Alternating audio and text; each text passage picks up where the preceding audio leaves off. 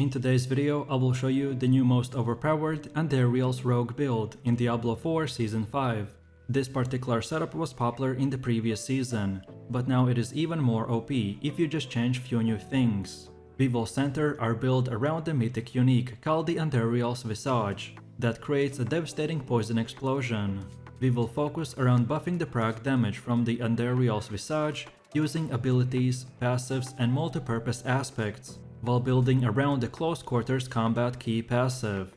The main skill, Barrage, combined with the updated Fist of the Fate, do an excellent job with fast attacks and high lucky hit chance to dish out all the millions upon billions of insane damage. So, if you are ready to dominate the Season 5 with this incredible rogue build, then let's get right into it. Let's start off with the skills, and we will be using the Poison Trap, Dash, Shadow Step, Poison Imbuement, Death Trap, and Barrage. And for our technique, we have the Preparation Expertise. The Andariels Rogue is very straightforward to play, given that you mostly spam the Barrage with Poison Imbuement. Also, given the high poison damage you will be dealing with this build, I don't recommend for you to stick around and wait for things to die. Rather, just move over to the next pack of mobs, because our poison will finish off any enemy that we hit just few seconds later. So this is especially useful for when you want to speed farm the endgame quicker. Then next up, let's move over to our skill tree, and this is what we have. And by the way guys, you can find the link to this full build and website guide in this video's description. For this setup to work, you will need to have a level 50 character and have finished the campaign, which is extremely easy to do in the current season. So then in the first section, we spend 2 points to unlock the Blade Shift skill and to enhance it. Although we won't use this on our skill bar, we spend these 2 points to progress to the next section, and because of the enhancement. Then we move over to the next section and spend few points to get the Barrage, then to enhance it and get the Sturdy passive for 18% damage reduction. The Barrage is our main damage dealer that, in combination with the Fist of Fate unique gloves, will give us very fast attacks and high lucky hit chance, so we will dish out all the procs that are necessary for our build's crazy damage. Then we move over to the third section and spend a few points to unlock the Shadow Step and Dash skills, and then to enhance them. We will be using both of these cutthroat skills to keep up our close quarters combat passive that gives us 15% attack speed bonus for 8 seconds. And while both the active speed bonuses are active, we will deal 10% extra damage versus crowd control enemies. Then in the next part, we spend a bunch of points to get the Dark Shroud and Poison Trap, while also enhancing them and getting very important passives like the Agile, Exploit, and Malice that all increase our damage by a lot. So Dark Shroud is our primary way of staying alive, even though we won't use it on our skill bar. By combining it with the Ambrose aspect, we will get a lot of damage reduction. And as we are already very squishy, so this is must have if you want to stay alive in the endgame content. And then against tough elite packs and bosses, you should drop the Poison Trap for more damage and knockdown. And as I said at the start, you can just drop it and go away in few seconds, and all enemies will die from our poison. So this is very useful when you want to speed farm. Then after that, we go into one of the last ones to unlock the Poison Imbuement with a bunch of passives and enhancements. By using this build, we will mostly spam the Barrage with the Poison Imbuement, so this will give us very high poison damage, and we will proc the Andariels Visage and Bursting Venoms for insane lucky hits. Then in the next section, we unlock the last skill called the Death Trap, and then we enhance it even more. We use the Preparation specialization to reset our cooldowns with the Death Trap skill, which has its own cooldown reduced by casting the Barrage quickly. And finally, for our key passive, we select the Close Quarters Combat. This setup does require getting used to weaving with the skills, like the Shadow Step or Dash, to keep up the Close Quarter Combat passive. But after some practice, you will be doing insane damage. Then next up, let's take a quick look at our gear, and I will show you 2 setups. The first gear loadout will be a quick 30-second showcase of what you can use immediately with 0 grinding required. And then after that, I will show you the full endgame setup.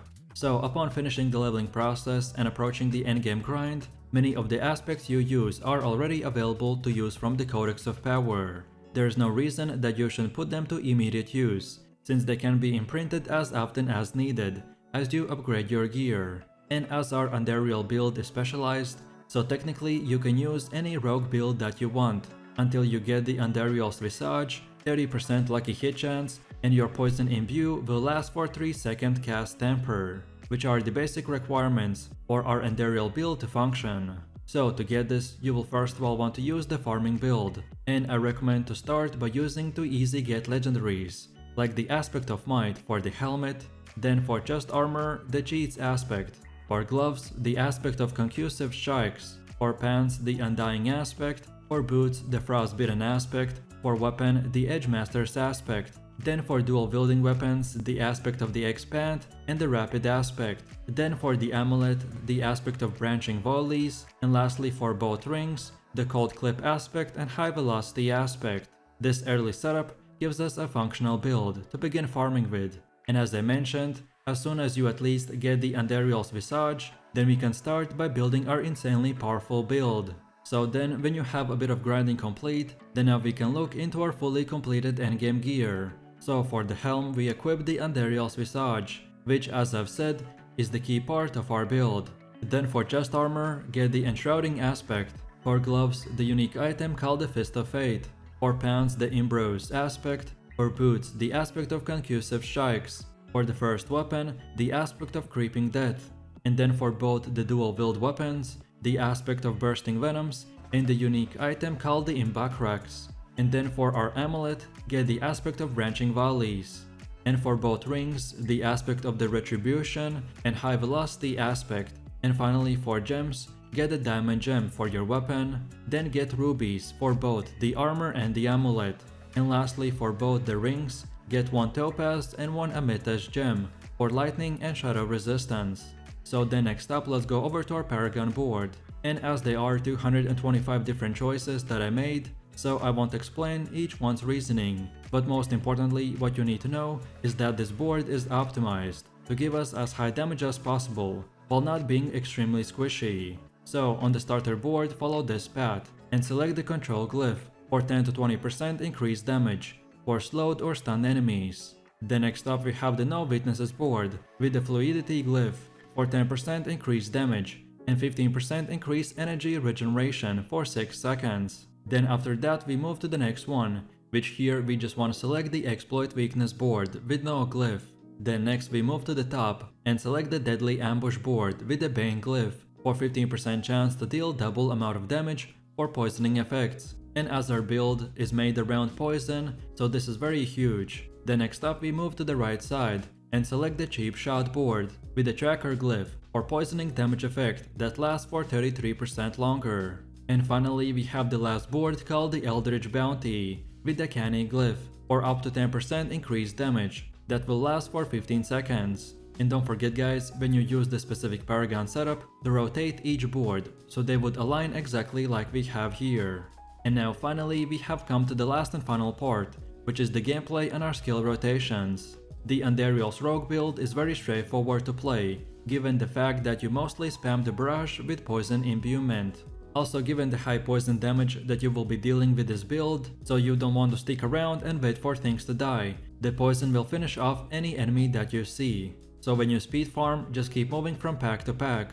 As we have very spammy build, the order that you want to use the skills don't really matter, as long as you use them for the right purpose. So first of all we have the barrage, and even though it is a ranged skill, you want to move close to your targets to reduce the spread, but in any case, you want to spam the barrage with poison imbuement at close range to proc the Andariel's Visage and bursting venoms, plus the rest of our procs. Then second of all, it is critical that you use the shadow step or dash every 8 seconds to keep the cutthroat part of close quarters combat active 24/7.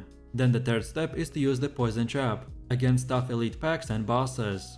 This will give us more DPS and knockdowns, as well as it is very useful when speed farming. Then next up we use the death trap whenever it is ready to reset your cooldowns through the preparation and weaknesses passives. Then as well you want to drink a potion every 10 seconds during combat to activate the unstable elixirs. This passive will allow you to drink potions while full HP, and this will stun surrounding enemies for 3 seconds, and as well increase our damage by 6%, plus 20% damage increase from our paragon glyph, and many more buffs.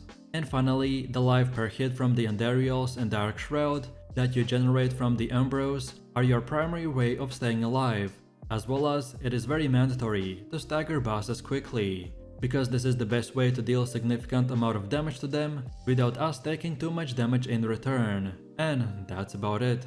So with that said, I really do appreciate everyone for watching, guys, and I hope you enjoyed it. If you have any questions or suggestions, then feel free to leave your comments in the comment section down below. And while you're doing that, please click like, subscribe and enable that notification bell, so this way you could support the channel and not miss any more amazing content. With that said, you have an amazing day and I will see you in the next one. So take it easy.